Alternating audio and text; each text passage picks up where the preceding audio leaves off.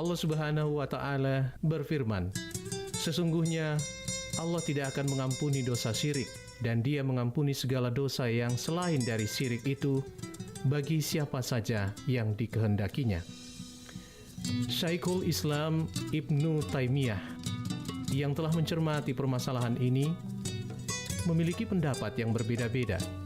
Terkadang beliau mengatakan bahwa yang dimaksud dalam ayat ini adalah segala macam syirik tidak akan diampuni Allah, walaupun berupa syirik asgar. Namun terkadang beliau juga berpendapat bahwa yang dimaksud ayat ini adalah hanya syirik akbar. Yang terpenting di sini adalah kita wajib berhati-hati dari segala macam bentuk kesyirikan, karena boleh jadi keumuman ayat tersebut juga meliputi syirik asgar.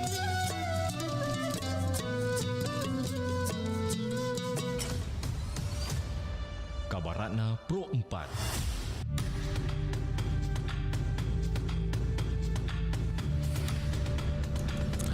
Tepat pukul 19 waktu Indonesia Tengah, kembali kami hadirkan Kabar Ratna Pro 4. Sahabat budaya, salah satu pantai di Palopo, letaknya di jantung kota Palopo, Sulawesi Selatan, yaitu Pantai Labumbo. Bukan hanya sekedar hamparan pasir dan ombak, pantai merupakan perpaduan antara pesona alam dan kesegaran laut. Dengan latar pemandangan yang sangat indah, Pantai Labumbo ini menjadi destinasi favorit wisatawan. Hembusan angin laut, hamparan laut dengan pasir putihnya, panorama matahari yang mempesona, serta suara deburan ombak. Pemandangan pepohonan, warung, dan beberapa gazebo kecil, adapun beberapa miniatur binatang seperti jerapah, gajah di beberapa sudut pantai menciptakan keindahan dan ketenangan para pengunjung. Demikian Kabar Ratna Pro 4.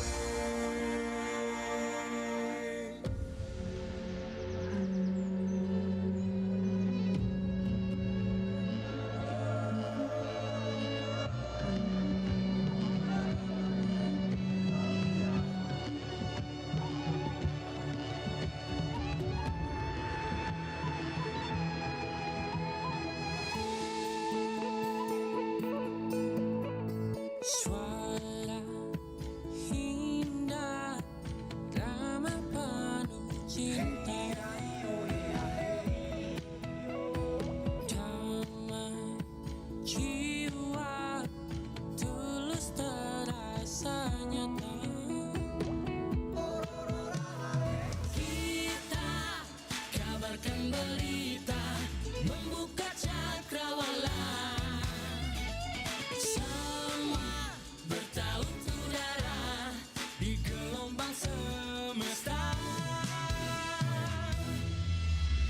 Kita Indonesia, sesungguhnya langit aspirasi bangsa. Kita Indonesia, sesungguhnya kita hadir bagi dunia. Kita Indonesia.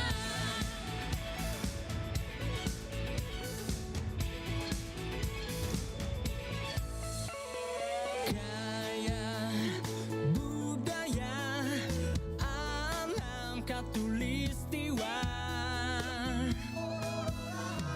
kita kabarkan berita, membuka cakrawala. Semua bertaut udara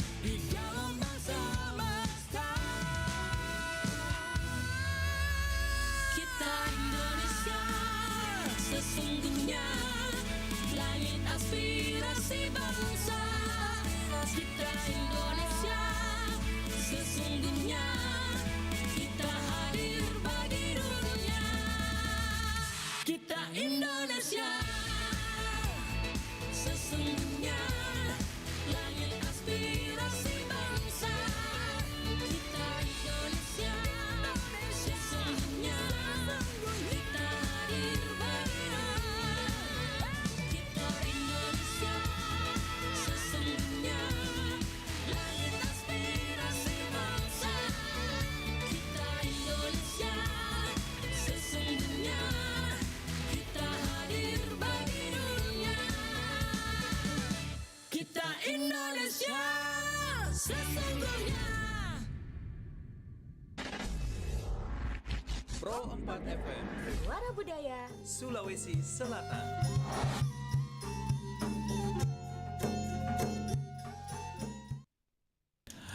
Assalamualaikum warahmatullahi wabarakatuh dan selamat malam sahabat budaya dimanapun Anda berada. Kembali kita berjumpa di Apresiasi Budaya Lokal dan kita akan membahas topik kita di malam hari ini, yaitu mengenai terumbu karang antara ekologis versus ekonomi. Nah, pada kesempatan malam hari ini kita sudah bersama Bapak Muhammad Ihsan Taib. Beliau adalah penggiat literasi, aktivis lingkungan dan juga pemerhati masyarakat kepulauan. Kita sapa dulu beliau. Assalamualaikum, selamat malam. Waalaikumsalam. Ya, tapi saya panggil ke Pak Ihsan ya. Ya, siap. Oke, Pak Ihsan. Mungkin ada sedikit dulu perkenalan ini Pak. Mungkin pendengar kita ingin tahu seperti apa kesehariannya Bapak, aktivitasnya, dan juga mungkin sebagai pengamat lingkungan itu di posisi mana itu? Silakan. Ya, baik. Sebelum kita mulai pembahasan, izinkan saya di tempat yang berbahagia ini menyapa pendengar RRI Pro 4 Makassar dimanapun berada. Ya. Jadi saya perlu sampaikan bahwa saya selama ini memang berkecimpung di dunia kelautan. Hampir sudah masuk 40 tahun. Wah, luar biasa. 40 tahun ya. Oke. Nah, itu kesehariannya apa itu Pak? Maksudnya sebagai apa di laut? Ya. Ya. Kami selama ini adalah sebagai fasilitator di pulau-pulau, terutama di Kepulauan Spormonde. Oh. Dan saya punya pengalaman 7 tahun tinggal di Pulau Kawaposang. Masya Allah, luar biasa. Jadi Iya. cukuplah untuk bisa sedikit bersharing, tukar pendapat tentang masalah lingkungan, terutama terumbu karang. Oke. Kita sapa juga dulu untuk warga pulau ya, karena banyak juga pendengar kita di sana Pak. Utamanya di Pulau Balanglompo, kemudian di mana lagi itu, pokoknya daerah-daerah penyeberangan gitu di sana. Baik. Nah, sahabat budaya, kita akan membahas tentang seperti apa terumbu karang itu sendiri. Namun sebelumnya kita hadirkan dulu satu kelong berikut ini.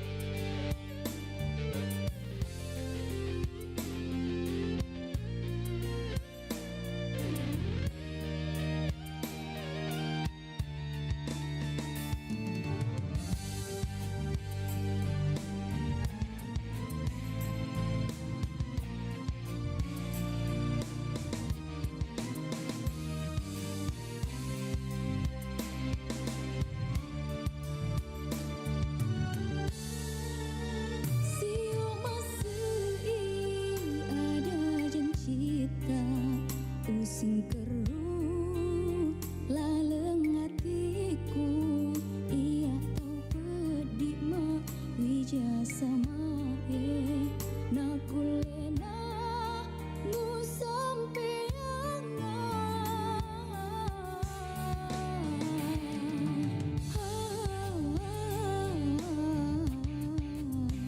teku sanai rocapana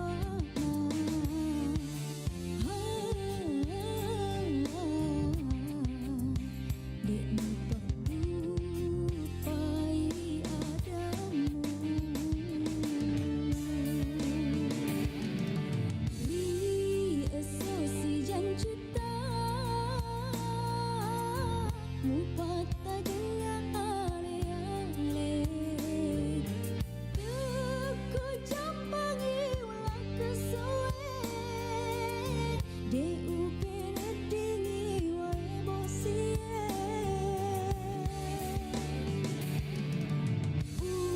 sampai pediku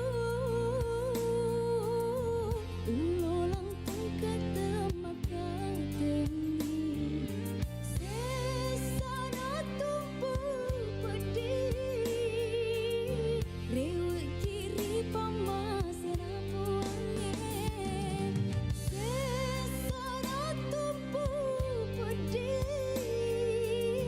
rewek kiri pamasena buange rewek kiri pamasena buange.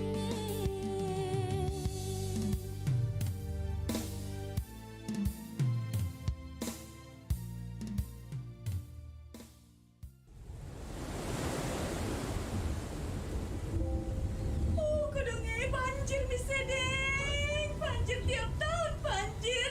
Kudung mana nih banjir?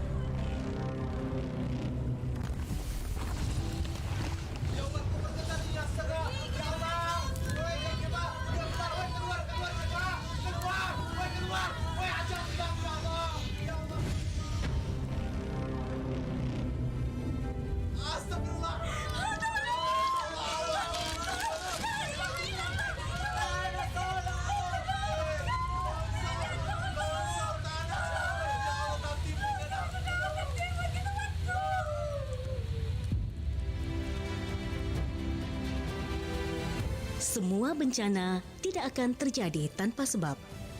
Jaga lingkungan kita agar lingkungan menjaga kita.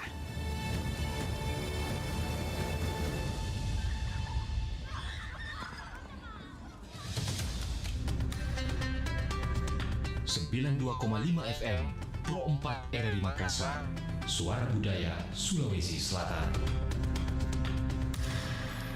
Baik sahabat budaya dimanapun Anda berada, tentunya masih di obrolan apresiasi budaya. Kali ini kita bersama dengan Pak Ihsan. Nah sahabat budaya, kita tahu bahwa terumbu karang ini sangat penting untuk keberlangsungan biota laut dan pendapatan masyarakat pesisir. Kita akan membahasnya dalam obrolan malam hari ini bersama narasumber kita Bapak Muhammad Ihsan Taib dan penggiat literasi aktivitas lingkungan atau pemerhati masyarakat kepulauan. Nah Pak Ihsan, tadi sudah digambarkan ya bahwa kurang lebih sudah 40 tahun lebih ya berada di sekitaran laut lah, bahkan di beberapa pulau. Nah mungkin bisa digambarkan dulu kondisi lingkungan kita khususnya di Sulawesi Selatan dan mungkin Indonesia pada umumnya. Ya, baik, terima kasih. Ya. Jadi sebelum kita buka diskusi ini, saya akan menyampaikan ada adigium. Iya. Apa yang bunyinya kira-kira kurang lebih begini. Iya. Setiap aktivitas manusia dan orientasinya itu diawali dengan pikiran. Kenapa saya memulai adigung ini? Ini adalah sebagai pemantik untuk kita diskusi lebih panjang lagi tentang hal-hal yang menyangkut tentang lingkungan. Yeah. Jadi saya akan bagi dua klaster tentang lingkungan. Klaster pertama, ada yang menilai lingkungan atau hutan itu adalah paru-paru dunia yang wajib dilestarikan demi keseimbangan hidup. Klaster kedua, ada yang menilai hutan atau lingkungan itu adalah sumber ekonomi atau lahan uang. Nah, klaster kedua ini biasanya orangnya tidak terlalu banyak, tapi dia memiliki dua kekuatan. Kekuatan pertama dia memiliki kekuatan modal, itu pengusaha, korporasi, Dan yang kedua adalah kekuatan kuasa, ini pemerintah. Dan biasanya kekuatan modal ini ada interaksinya, hubungan baiknya dengan kekuatan kuasa. Wah. Di sinilah sumbernya sebenarnya kerusakan lingkungan itu. Jadi makanya kita angkat topik pada malam hari ini antara ekonomi dengan apa namanya tadi terumbu karang lingkungan itu sendiri ya. Nah, berdasarkan pengamatan tadi lapangan ini Pak Ihsan, bagaimana kondisi kesehatan terumbu karang kita saat ini di tengah gencarnya ekspansi industri pariwisata dan ekstraksi laut? Ya, baik. Saya akan konteks Kota Makassar dulu, tentang terumbu karang. Hampir semua, bukan hampir lah, semua pulau di masuk wilayah Kota Makassar ini terumbu karangnya sudah rusak. Wah, itu 85%, mulai dari Layalai, Paranca di Baralompo, Langkai, Lanjukan, Pulau Kodingaring, Kodingaring Keke, itu sudah tidak bisa lagi diharap. Dan ini sangat mempengaruhi persoalan mental pada nelayan kita. Iya. Karena rusak terumbu karangnya, biasanya mereka mencari ikan itu di Kalimantan. Jauh sekali ya. Iya, karena rumahnya sudah rusak kan. Rusak, iya. Nah, otomatis karena dia mencari ikan di Pulau Kalimantan, transportnya jauh, dia membutuhkan biaya banyak. Beras, solar. Di sinilah bermain para tengkulak. Iya. Makanya masyarakat nelayan itu dia tidak pernah sejahtera. Dia sejahtera cuma wacana. Ini kondisi realnya. Mereka memang miskin. Dan memang karena persoalan itu tadi, karena persoalan mental, kemudian mereka berpikir praktis. Kalau kita biasa sampaikan, jangan membom Pak, jangan kamu belum lahir, saya sudah membom. Ya itu juga persoalan mental. Dan disitulah sebenarnya peranan pemerintah. Kita ini sebatas penyadaran saja, tidak punya kekuatan mengintervensi. Iya, kita sekadar mengedukasi ke nelayan ya. Right. Nah, itu kira-kira apa yang menyebabkan terumbu karang rusak itu tadi? Apakah memang dari aktivitas nelayan tadi ini yang bom, atau mungkin ada faktor lain juga sebenarnya penyebabnya? Hampir rata-rata mereka membom dan membius. Dan kalau mereka membom itu kan 4 meter persegi terumbu karang itu hancur ya. Dan dia bisa tumbuh itu 5 tahun. Bisa dibayangkan kalau 5 tahun. Karena terumbu karang juga adalah makhluk hidup. Iya. Pernah kita kerjasama dengan Poltabes Makassar, yang beca-beca ditangkap itu di Polta. Kita buang di laut di sekitar Baralompo supaya jadi rumpung. Cuma itu kan pasti beda, dia tidak natural. Iya. Tapi sebatas itu saja. Kita tidak punya kemampuan lain, sebatas mengedukasi bahwa. Iya. Nah, kemudian sejauh pengamatannya Pak Ihsan selama ini di Kota Makassar ya, beberapa pulau tentunya, sejauh mana penurunan kualitas terumbu karang ini yang telah berdampak langsung pada pendapatan harian nelayan tradisional di wilayah kepulauan ini Pak? Jelas sangat berpengaruh. Mereka kan akhirnya mencari jauh dari wilayahnya kan, itu juga sama. Kedua, tentu kalau mereka harus meninggalkan biaya untuk keluarganya sebelum dia ke pulau mencari ikan. Jadi persoalannya di situ sebenarnya. Kami pernah melakukan MPA namanya, mata pencarian alternatif. Jadi ibu-ibu yang di pulau itu kita buatkan dia keterampilan. Karena ada memang musim-musim tertentu di masyarakat nelayan itu mereka tidak melaut. Dan biasanya itu ibu di pulau itu mengerumpi, gosip. Jadi kita buatkan dia keterampilan yang ada di sekitar situ juga. Cuma yang masalah kendalanya lagi adalah persoalan pemasarannya ini. Kita bisa lihat kan di Baralompo ada souvenir. Kita biasa mereka dilatih buat abon dari ikan. Persoalannya pemasarannya ini lagi masalah. Saya kira itu tantangannya. Berarti memang harus ada campur tangan lah dari pemerintah untuk bagaimana memberdayakan masyarakat di pulau. Nah, kemudian ini Pak, tadi memang kita lihat bahwa kualitas terumbu karang ini berdampak langsung ya pada pendapatan harian. Nah, tentu ketika misalnya tadi suami pergi melaut, istri tadi diberdayakan tinggal di rumah, itu tadi persoalannya lagi ya, faktor pemasarannya. Iya. Nah, kemudian apa sih sebenarnya selain aktivitas yang dilakukan oleh nelayan ini untuk menambah minta? Kan ada memang waktunya itu kan tidak semua waktu itu bisa ditempati melaut ini, Pak. Iya. Kadang mungkin kayak seperti ini cuaca ekstrim ya. Iya, betul. Otomatis juga ada waktu tertentu tidak bisa melaut ya. Itu apa kira-kira aktivitas lainnya nelayan itu selain mencari pencarian di laut? Iya. Biasanya ya istrinya yang membantu dari hal ekonomi, jualan. Jadi hampir di Pulau Baralompo, Baracade itu, hampir kita lihat tiap rumah itu jual kue kan. Kalau ada yang pernah ke saya jual kue, ambil kue ini pagi, sore baru dibayar. Hampir semua begitu. Iya. Karena rata-rata suaminya kan tidak melaut, dia pergi saja kapal. Berarti memang tidak ada alternatif lain ya? Tidak ada. Hanya sekedar mengisi waktu kosong itu perbaiki kapal. Oke.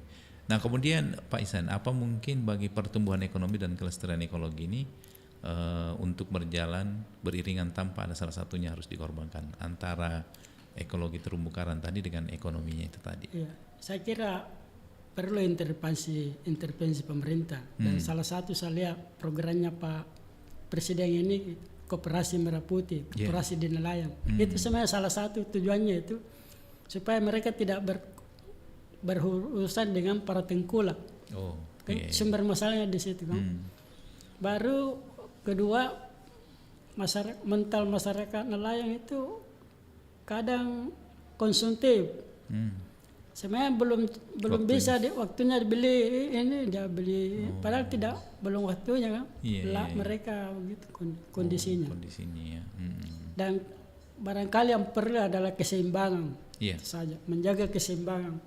Silakan mencari ekonomi, tapi jangan ugal-ugalan merusak lingkungan sekitar ya. Oke. Nah kemudian sejauh ini Pak, kurang lebih 40 tahun nih ya mengadakan penyuluhan ke masyarakat nelayan itu, kira-kira dari sisi respon masyarakat nelayan itu ketika mendapatkan penyuluhan itu gimana? Apa saja sebenarnya yang disampaikan ke masyarakat ini tentang kesadaran untuk menjaga lingkungan itu, atau mungkin ada hal-hal materi lain yang disampaikan? Ya, biasanya kan karena ini namanya penyadaran tentu butuh proses panjang. Tidak bisa model kita sulap langsung begitu. Dan di kondisi masyarakat lain itu biasanya ya gitu. Ada yang menerima, ada yang langsung merasa mungkin karena saya ini sudah lama di pulau, kamu tahu apa tentang itu banyak biasa kita dengar. Tapi kita terus terutama anak-anak yang kita perlu penyadaran karena mungkin turun-temurun. Iya, karena orang tuanya sudah susah lagi diberi penyuluhan, penyadaran mungkin melalui anaknya. Iya, karena ini nanti yang akan mewarisi turun-temurun dari anak kemudian menurun ke anaknya nanti jadi pelaut juga. Nah, baik. Kemudian apa strateginya Pak Ihsan sendiri dalam sebagai aktivis lingkungan ini Pak untuk memastikan bahwa ini pariwisata memberikan keuntungan ekonomi tanpa mengorbankan lingkungan terutama di laut? Baik, saya akan ambil contoh di Pulau Kapoposang. Jadi awalnya dulu di Pulau Kapoposang masyarakatnya juga begitu. Kami coba cari solusinya di mana.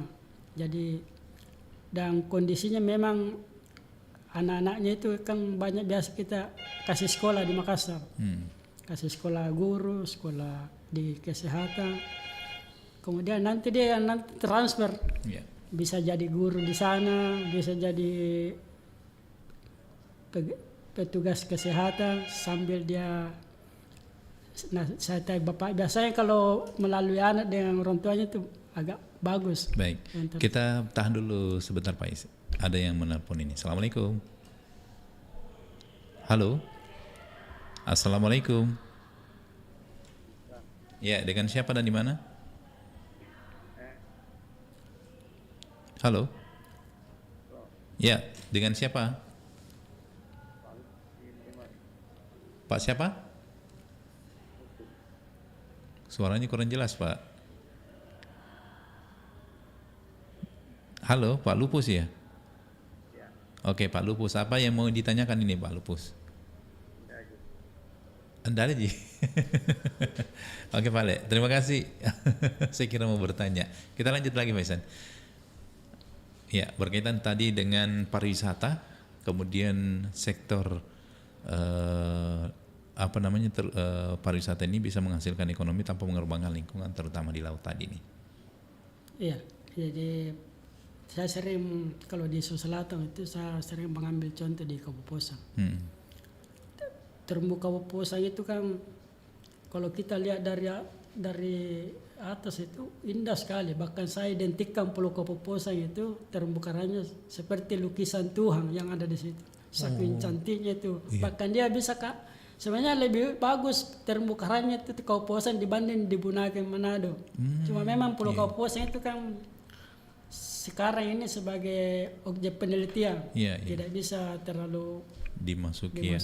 Lain karena Bunaken, Takabonerate itu kan memang dia pariwisata. Oh iya, jadi ada semacam perlindungan khususnya ya, karena menjadi selain objek tadi wisata juga objek penelitian ya.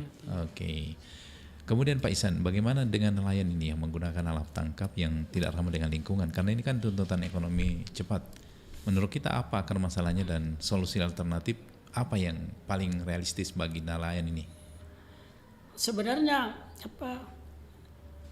mereka awalnya juga kan tidak merusak terumbu karang macam mereka ada tetap juga mendapatkan hasil, ya kan? Yeah.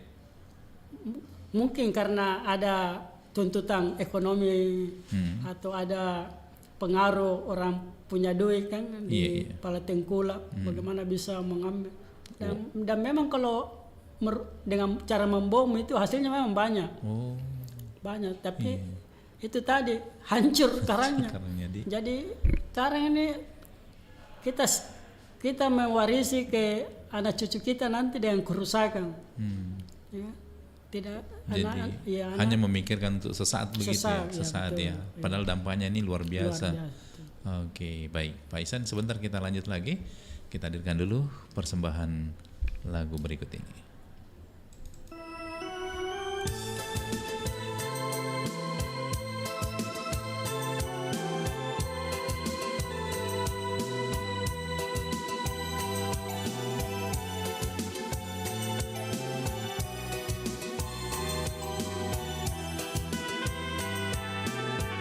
Ku tarimami surat kadai, surat tapu singa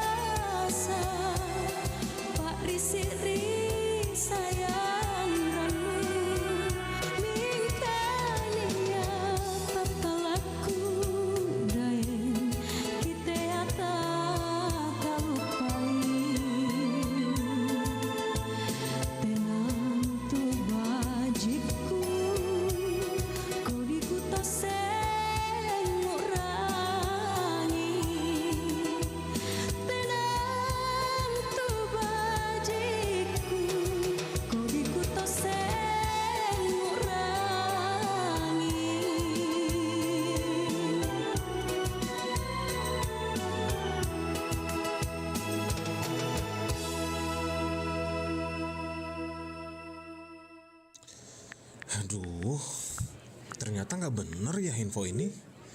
Mana aku udah share link ke grup lagi. Hapus aja deh. Semoga aja belum ada yang lihat. Kenapa sih? Pagi-pagi udah ribet. Ini nih, tadi aku share link berita ke grup tapi ternyata beritanya hoax. Kan jadi nggak enak. Makanya, kalau mau share berita cari sumber yang bener dong. Jangan portal sembarangan. Kalau aku sih referensinya ini nih, rri.co.id. Infonya lengkap, ada berita update tentang Jakarta, Nusantara dan dunia. Dan yang terpenting, berita-beritanya dijamin bener dan bukan hoax. Apa tadi? rri.co.id. Wah, iya nih, lengkap ya infonya. Ada juga berita foto, video, infografis, dan bisa sambil streaming RRI juga. Wah, mantep sih ini. Pokoknya update berita tentang daerah kita yang benar alias anti hoax ya di rri.co.id. rri.co.id, sumber terpercaya dan teraktual. Pokoknya sekarang kita nabung. Kalau uangnya udah kekumpul, kita keliling Indonesia. Setuju? Mama, iya Randi tos di Jogja. Ini bagus pisan. Bu, Raya sama teman-teman udah sampai nih di Labuan Bajo. Cantik banget. Ibu harus lihat deh. Bunda, Gaga ini lagi di Ambon. Sebentar lagi Gaga sama teman-teman sampai di Bandaira. Wah, bagus banget. Sekarang saya percaya kenapa Sultan Syahrir pernah bilang jangan mati sebelum ke Banda Neira. Bersyukur banget kita nggak milih luar negeri buat liburan ini. Kalau belum semua kita datengin, tapi Indonesia keren banget ya. Buka mata kita dan lihat sekeliling. Begitu beruntungnya kita bisa jadi warga negara Indonesia. Bahkan kamera pun tak kuasa untuk mengabadikan indahnya negeri ini.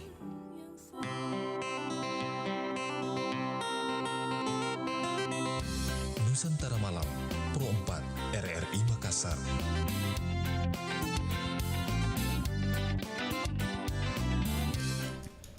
Baik sahabat budaya, masih bersama di 92,5 FM Pro 4 RRI Makassar. Tentunya masih berbincang seputaran terumbu karang. Nah, kita ingin tahu juga nih Pak Ihsan, apa kira-kira ada bentuk insentif ekonomi yang menurut kita efektif untuk mendorong pelaku usaha atau nelayan agar beralih ke praktek yang ramah terumbu karang itu tadi? Ya, baik. Jadi selama ini memang kita terus mengupayakan bahwa memberikan mereka pelatihan, penyadaran, tapi memang itu butuh waktu terus menerus karena tidak semudah kita mengubah cara berpikir masyarakat kita yang ada di Kepulauan Salam ini. Saya kira cukup kalau masalah kita bagaimana mengubah mindset cara berpikirnya. Kita kasih pelatihan, kasih keterampilan. Ya cuma itu tadi harus memang kita sabar dan harus bertahap. Ya. Adakah kira-kira nih dari sisi masyarakat adat misalnya, tentu ada kearifan lokal nggak di masyarakat sana itu yang menurut kita ini bisa berhasil menyelaraskan antara perlindungan karang dengan keberlanjutan ekonomi. Taruhlah misalnya kayak di daerah Kajang itu kan ada kearifan lokal yang mengatur sehingga dia masyarakat di sana itu tidak berani merusak lingkungan hutan. Nah kalau di masyarakat pulau ada nggak juga kira-kira nih kearifan lokal yang bisa menyelaraskan ini dengan aktivitas masyarakat di pulau, khususnya masyarakat nelayan ini? Kalau konteks di masyarakat kepulauan itu kan tidak ada masyarakat adanya, jadi kita lebih banyak pendekatannya ke tokoh-tokoh agama, iya. tokoh masyarakat. Kita pendekatannya ke situ saja. Iya. Oke, jadi lebih melibatkan tokoh-tokoh agama ya. Oke. Nah, kemudian bagaimana Pak Ihsan sendiri menilai kebijakan ini? Kawasan konservasi perairan saat ini apakah sudah cukup adil dalam memberikan ruang bagi akses ekonomi masyarakat lokal? Saya kira undang-undang, aturan sudah cukup, bahkan melebihi. Sisa sekarang ini adalah sisa aksi nyata. Yeah. Jadi masyarakat pesisir mereka sudah jenuh juga dengan teori-teori, pelatihan segala macam, diskusi. Dia sekarang butuh aksi nyata karena kerusakan itu sekarang sudah ada di depan mata. Tidak boleh lagi kita terlalu banyak berdiskusi, berteori. Karena masyarakat nelayan tidak butuh yang terlalu banyak begitu. Dan mereka butuh yang real, aksi nyata kita apa gitu. Iya. Kemudian tantangan terbesar ini dalam menjaga terumbu karang antara ekologi kemudian dengan ekonominya itu seperti apa tantangannya? Sangat berat, tapi ya kita harus memang terus melakukan edukasi bahwa tidak ada kata terlambat. Selama masih ada niat baik, kemauan, insya Allah kita bisa memperbaiki ekosistem yang sudah rusak. Iya. Nah selama ini mungkin kita bisa melihat seperti apa kebijakan pemerintah ini untuk menjaga terumbu karang ini supaya bisa terjaga. Ya, yang itu tadi saya sampaikan bahwa memang sekarang ini butuh aksi nyata dan kemudian tindakan, ada sanksi. Sanksi ya. Ya, kalau mereka melakukan pemboman, membius, itu harus ada sanksinya, tidak boleh dibiarkan begitu saja. Dan seperti yang saya alami beberapa tahun kemarin itu sebenarnya ada yang membacking perak. Oh, berarti ada yang orang dalam ya yang membacking. Istilahnya Bang Anies ada ordal kan? Iya. Ada orang dalam. Oke. Nah, sebagai aktivis lingkungan ini Pak, kedepannya ini untuk lingkungan terumbu karang dan ekonomi masyarakat pesisir ini agar tetap seimbang itu apa yang dilakukan upayanya? Ya, kami terus melakukan pelestarian yang membuat semacam terumbu karang buatan sambil kita melakukan penyadaran, sambil kita memberikan pelatihan kepada para nelayan dan memberikan keterampilan bagi ibu-ibu di Pulau Pesisir. Cuma cara itu sementara kita bisa lakukan. Di luar dari itu kami tidak punya kemampuan lagi. Oke, nah selama ini kira-kira menurut Pak Ihsan sendiri apa nih maksudnya yang bisa diajak kolaborasi lah, paling tidak orang-orang yang menurut Bapak punya peran di situ yang bisa digandeng untuk sama-sama ikut terlibat dalam mengambil bagian untuk sama-sama memulihkan kembali ini terumbu karang supaya bisa sehat. Saya kira persoalannya terumbu karang adalah persoalan kita semua. Artinya semua stakeholder punya tanggung jawab. Seperti yang kami lakukan di Kabupaten itu, kami berkolaborasi dengan pemerintah kabupaten, kemudian ada pihak pengusaha. Jadi di Pulau Kapuasang itu tidak ada lagi yang mau merusak terumbu karang, tidak ada. Masyarakatnya juga sejahtera dan tidak merusak. Jadi ada contoh lah ya, paling tidak itu menjadi percontohan ya bagi masyarakat pesisir di seputaran Kota Makassar ya. Oke, jadi memang sebenarnya kalau kita tadi lihat apa yang kita sampaikan memang memprihatinkan sekali ya, bahwa memang kondisi saat sekarang ini terumbu karang kita di Kota Makassar ini kondisinya tidak baik-baik saja. Harus ada aksi nyata dari pemerintah ya. Betul. Nah mungkin ada yang mungkin disampaikan Pak Ihsan sendiri selaku aktivis lingkungan, apa seharusnya yang paling bentuk real nyata yang tadi kita maksud ini, bahwa memang harus ada aksi nyata sekarang dari pemerintah untuk bagaimana memulihkan kembali kondisi terumbu karang ini. Iya, saya kira perlu memang intervensi pemerintah. Karena pemerintah kota kan tidak mungkin bisa mengintervensi karena ada kementerian kan. Dia sebatas aturan-aturan anunya saja. Tapi kita ambil contoh yang paling dekat dari kita sekarang, Pulau Lelaya. Di Pulau Lelaya itu masyarakatnya tidak ada lagi nelayan. Kan? Karena mereka memang tidak punya lagi mata pencarian, bisa berharap dengan menjadi nelayan. Merantau berarti atau banyak. Jadi atau bolak-balik penyeberangan Makassar gitu. Baralompa juga begitu. Iya. Baralompa itu sisa berapa persen itu yang jadi betul-betul nelayan, itu pun mereka disebutnya di sana ada juragannya kan. Iya. Kalau cuma nelayan yang kecil-kecil hampir sisa tunggu saja anunya kalau sampai mereka berhenti. Kalau yang semacam itu tadi pencari tarifan itu masih ada nggak di sana? Kalau di wilayah Kapuasang itu masih wilayah Pangkep masih banyak. Masih banyak kayak ya? Di Pulau Badi, di Pulau Sarapo. Ya. Masih kalau di Makassar ini yang tersisa masih di Baralongpo ada. Baralompong ya. Itu kan juga harus menggunakan alat yang canggih juga ya supaya tidak karena ini tantangannya adalah berkaitan dengan nyawa begitu ya, mencari taripan itu di kedalaman laut. Itu luar biasa. Nah, tapi kalau kita melihat bahwa memang saat ini kondisi aktivitas nelayan di pulau itu banyak menyeberangi lautan yang luas begitu ya, sampai di Pulau Kalimantan itu tadi Pak ya. Itu sebabnya tadi karena itu tadi ya, ke terumbu karang di sini sudah rusak.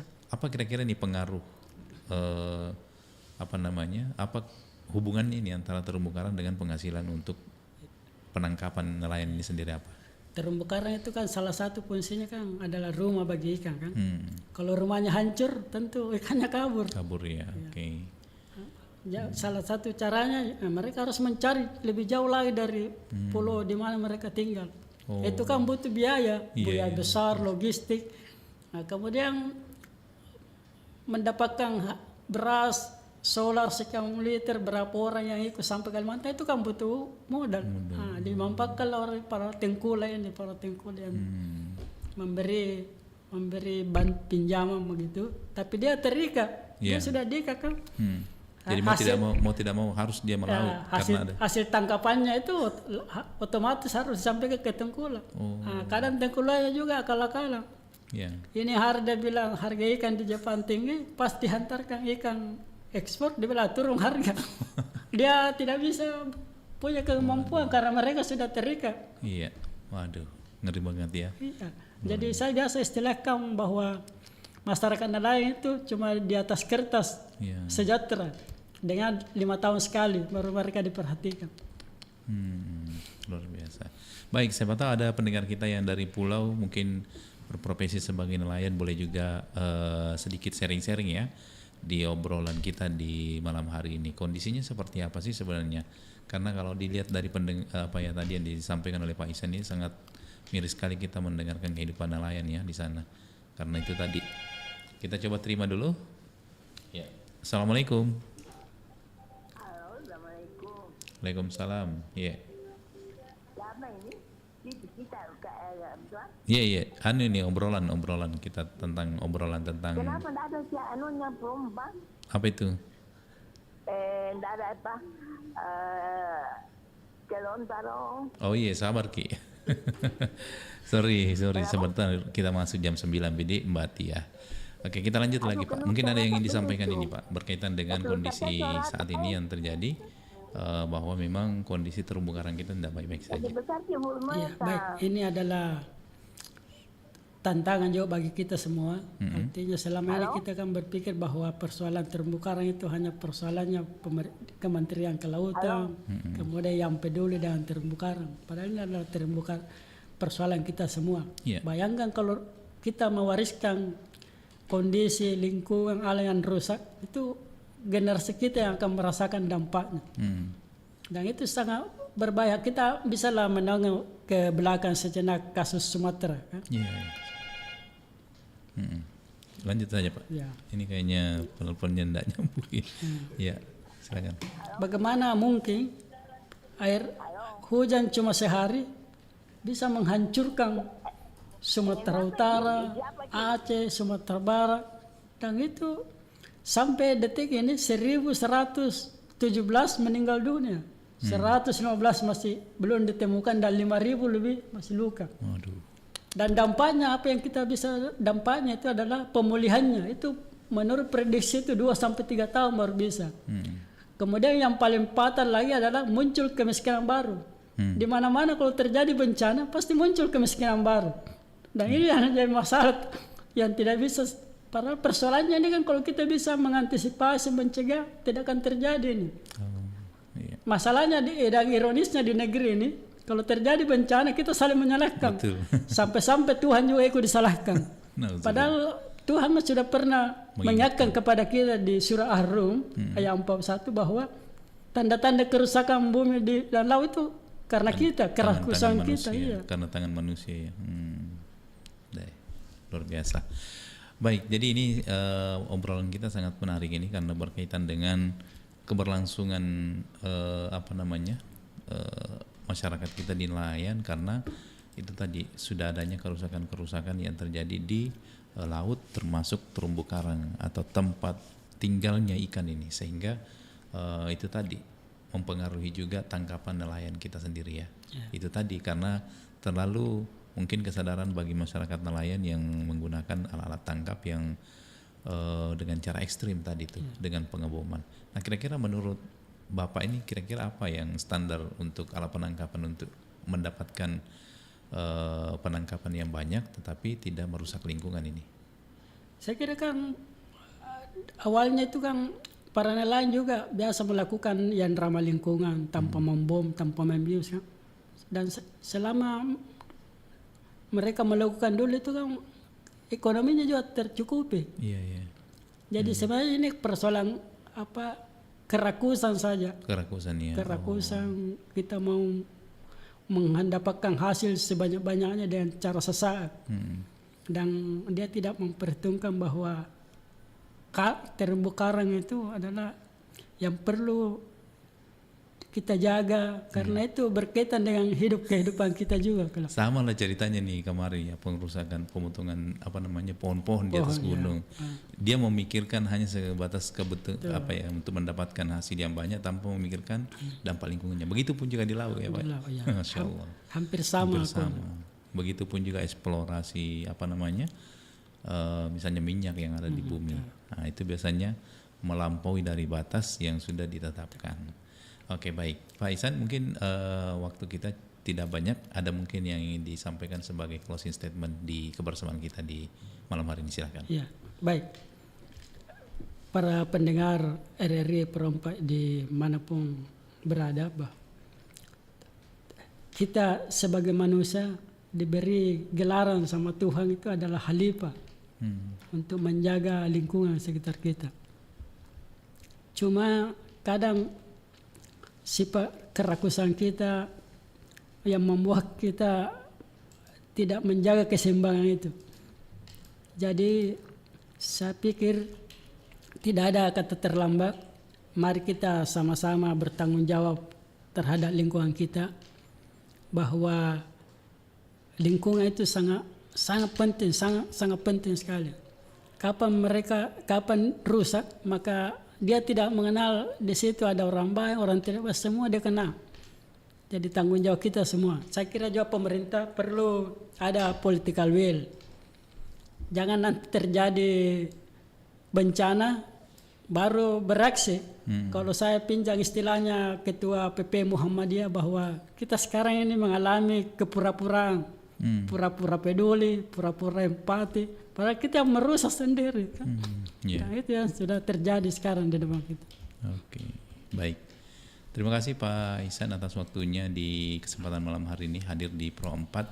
Saya yakin dan percaya bahwa obrolan kita mudah-mudahan ini bisa menjadi sedikit edukasi juga ya, khususnya pendengar kita yang beraktivitas di laut, ada kesadaran untuk lebih menjaga lagi lingkungan kita dengan menjaga terumbu karang.